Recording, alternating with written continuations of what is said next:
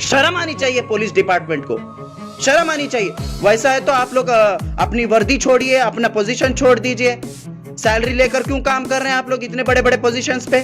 Section 144 तोड़कर 500,000 लोगों की रैली लेकर वहां पर बस स्टैंड में जमा होते हैं, वो जब आप एफआईआर नहीं कर सकते, आप बोल रहे हैं एफआईआर हम नहीं कर सकते इसलिए हम कोर्ट में पिट्टी केस उनके ऊपर बुक करें। वो कौन सा केस है? 700 रुपए दिए तो छूट जाते वो केस के अंदर। और ओपनली सोशल मीडिया पे वो हिंदू बनाम संगठन के नाम से वो लोग डाल रहे थे कि हम दरगाह, लाडले मशाक की दरगाह को तोड़ेंगे और वहां पर मंदिर बनाएंगे। ऐसे ऐसे स्टेटस व्हाट्सएप पे रख रहे थे जिसको कम्युनल हार्मोनी को डिस्टर्ब करने के लिए पूरे तमाम चीजें वो लोग वहां पर कर रहे थे। वो चीज एसपी मैडम को और डिस्ट्रिक्ट एडमिनिस्ट्रेशन को नहीं दिखाई दी, लेकिन अलंद के अंदर ये बोल रहे हैं कि हजारों लाठियां मिली, पत्थर मिले, सब मिले। क्या आपका इंटेलिजेंस क्या सो रहा था क्या? आप बोल रहे बच्चे लाठी लिए, बच्चे पत्थर लिए थे, औरतें वो ली थी। क्यों वो क्या बस स्टैंड के पास आकर आपके पास आए थे? क्या आप जो प्रॉपर्टी उनकी है, जो दरगाह के पास जो प्रॉपर्टी है, उस प्रॉपर्टी को बचाने के लिए वो लोग जमा हो गए थे।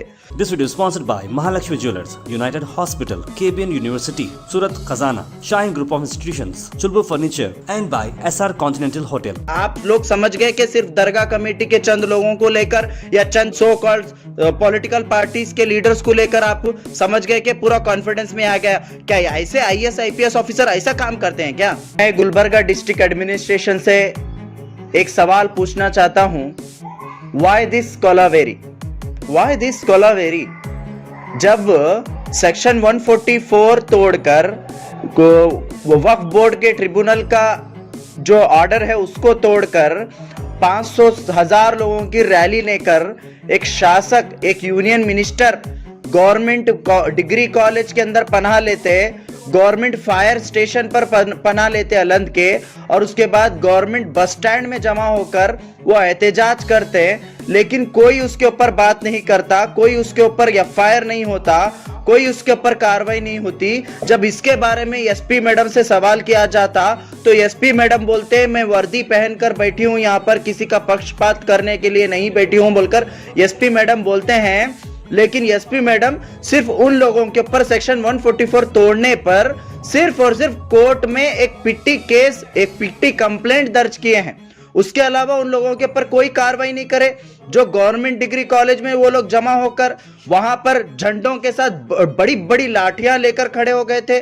उनके पास पूरा प्रिपरेशन था, सब कुछ रहने के बावजूद, लेकिन यहां पर जो पीसफुली, जहां पर सेक्शन 144 नहीं है, कुछ भी नहीं है, पीसफुली जमा होकर एक साइड पर खड़े होकर, कोई ट्रैफिक डिस्टर्बेंस नहीं, वहां पर खड़े होकर प्रोटेस्ट कर रहे हैं, तो उनके ऊपर एफआईआर बुक करते हैं आप। तो यहां पर क्लियरली समझ में आता है कि डिस्ट्रिक्ट एडमिनिस्ट्रेशन टोटली बायास्ड होकर काम कर रहा है। तो इसी के लिए हम सरकार से डिमांड करते हैं कि इमीडिएटली इसके ऊपर फेयर एंड क्लियर इन्वेस्टिगेशन हो। हम लोग भी फैक्ट फाइंडिंग रिपोर्ट निकालेंगे और फैक्ट फाइंडिंग के साथ में एसपी और डीसी और जितने भी यूनियन मिनिस्टर और जितने भी लोगों को कटघरे में खड़ा करेंगे। हम लोग ह्यूमन राइट्स जाएंगे और women and children welfare department को जाएंगे।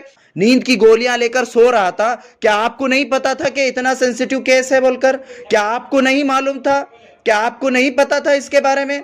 फिर भी आप लोग क्यों काम नहीं करे? जब आपको लकड़ियां वहां पर मौजूद थी बोलकर मालूम हुआ, जब आप वहां पर आपको मालूम पड़ा कि वहां पर पत्थर रखे गए हैं मारने के लिए, तो आप क्यों सीज नहीं करे वक्त से पहले? जब आप बोल रहे हैं कि 28 को ही बिफोर एक दिन पहले ही आपको मालूम था, आप एफआईआर भी करे थे, वो करे थे, ये करे थे, आप दो जगह दो बयानबाजी कर रहे हैं।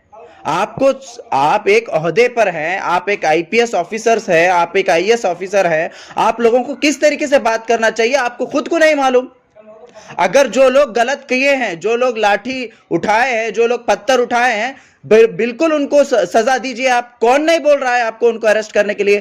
कौन नहीं कह रहा है आप उनके ऊपर कार्रवाई करने के लिए? लेकिन आप लोग क्या कर रहे थे? आप लोग सो रहे थे क्या? आपकी इंटेलिजेंस सो रही थी क्या? जब लकड़ियां जमा हो रहे थे, जब पत्थर जमा हो रहे थे, ट्रैक्टर भरकर पत्थर जमा हुए बोलकर आपका क्लेम है, वो ट्रैक्टर भरकर पत्थर आपको नहीं दिखा क्या? क्या आपके आंख बंद थे क्या? तो ये सबसे बड़ा सवाल है।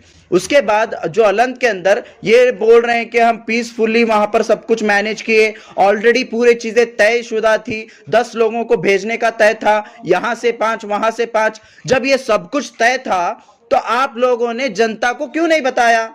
जब जनता को बताना चाहिए था ना आपको, आप क्यों पब्लिक को नहीं बताया?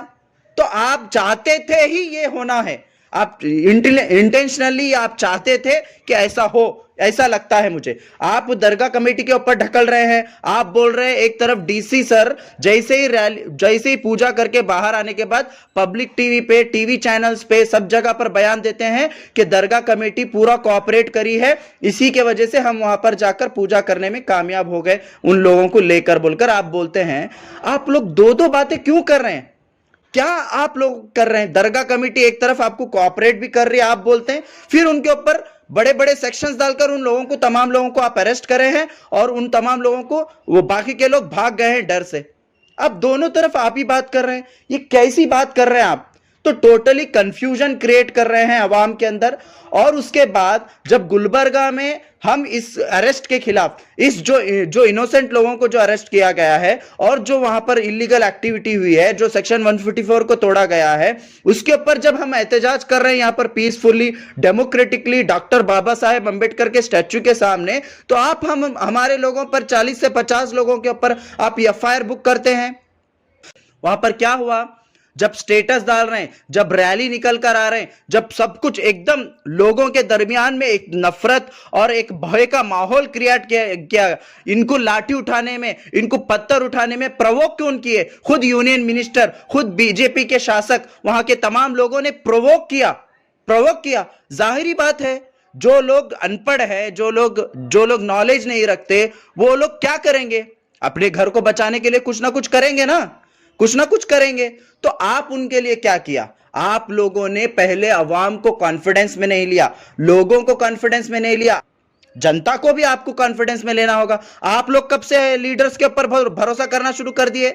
आप लोग कब से इन लोगों के ऊपर डिपेंडेंस होना शुरू कर दिए? तो आप लोगों की गलती है, टोटली डिस्ट्रिक्ट एडमिनिस्ट्रेशन की गलती है इसके अंदर, पुलिस डिपार्टमेंट की गलती है इसके अंदर, और वो पॉलिटिशियन जो इसके मीटिंग्स के अंदर जो मौजूद थे, वो तमाम पॉलिटिशियंस भी इसके अंदर गुनहगार है। इसीलिए ये आम आवाम सफर कर रही है। मैं एसपी मैडम से और डीसी सर से यही रिक्वेस्ट करता हूं, यही डिमांड करता हूं, जिन लोगों को भी आपने इलीगली इनोसेंट लोगों को जो अरेस्ट किया है, उनको इमीडिएटली रिहा करें। हाँ, आपके पास वीडियोज हैं, आपके पास ऑडियोज हैं, जो कुछ भी हैं, आप उनके ऊपर कार्रवाई करिए। इनोसेंट्स को छोड़ दीजिए, उनके ऊपर हरास मत करिए, और वहां जो 144 लगाया गया है उसको नॉर्मलाइज करिए, और जो रेगुलराइज करिए दरगाह को। वहां पर अभी तक अज़ान नहीं हुई है, अभी तक नमाज नहीं हो रही है, जियारत नहीं हो रही है, रेगुलराइज करिए। बहुत सारे लोग वहां पर परेशान हैं, वहां पर रोजमर्रा की चीजें परेशान हैं, तो वहां पर नॉर्मलाइज करिए और लोगों को आसानी करके दीजिए। यही मेरा डिमांड है। This video is sponsored by Mahalakshmi Jewelers, United Hospital, KBN University, Surat Khazana, Shine Group of Institutions, Chulbur Furniture, and by SR Continental Hotel.